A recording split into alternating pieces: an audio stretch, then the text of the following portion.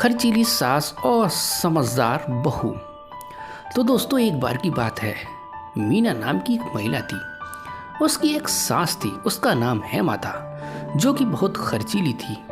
मीना जहाँ बचत पर जोर देती थी, वहीं उसकी सास कोई बचत नहीं करती थी और बेफिजूल खर्च करती थी।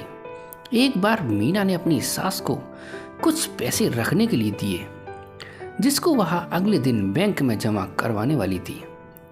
उसकी सास उन पैसों से बाजार से अपने लिए कपड़े लेकर आई। अगले दिन जब मीना ने अपनी सास से पैसे मांगे तो सास ने बताया वह तो उसने खर्च कर दिए। उसने मीना को कहा, बचत करने की कोई ज़रूरत नहीं है, जिंदगी को अच्छे से जीना चाहिए। मीना अपनी सास को बेफिजूल घर की लाइट जलाने से मना करती थी, जो कि उसकी सास को बिल्कुल पसंद नहीं था।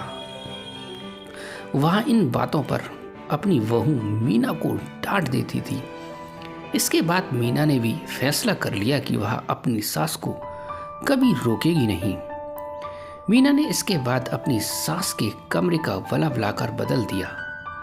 सास के पूछने पर मीना ने कहा कि अब वह जितना चाहे उतना लाइट जला सकती है। एक दिन मीना की सास को पकौड़े खाने की इच्छा हुई।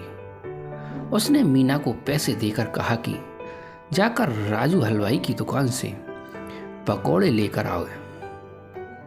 अब कुछ देर में मीना अपनी सास को पकौड़े लेकर देती है, जो उसको बहुत पसंद आते हैं। इसी तरह दिन बीते जाते रहते और मीना ने अपनी सास को बेफिजूल खर्चा पर टोकना बंद कर दिया। एक दिन मीना की सास काफ़ी बीमार हो गई। उसको जब हॉस्पिटल में भर्ती कराया गया तो डॉक्टर ने एक बड़ी बीमारी बताकर शहर के हॉस्पिटल में रेफर करने को कहा। जब मीना के पति ने डॉक्टर से इसका खर्च पूछा तो डॉक्टर ने 3 लाख का खर्च बताया।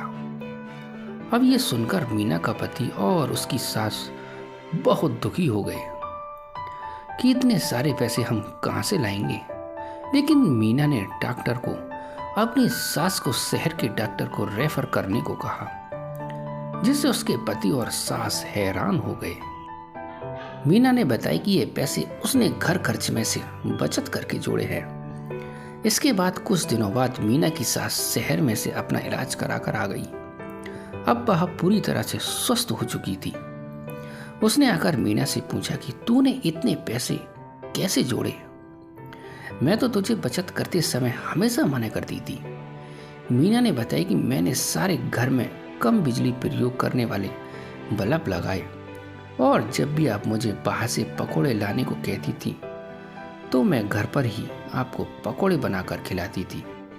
उसने मीना की बहुत तारीफ की और खुद भी आगे से पैसे बचाने का फैसला लिया।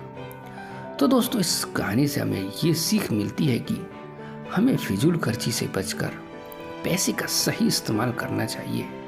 हमें अपने पैसे बचाकर सही जगह इस्तेमाल करने चाहिए, जो कि बुरे वक्त में हमारा साथ दे सकें दोस्तों। तो दोस्तों, वीडियो अच्छी लगी हो तो चैनल को सब्सक्राइब करें और वीडियो को ज़्यादा से ज़्यादा शेयर करें, क्योंकि हम ऐसी वीडियो लाते रहते हैं। तो मिलते हैं इससे भी अगली अच्छी वीडियो में। गुड बाय दोस्तों।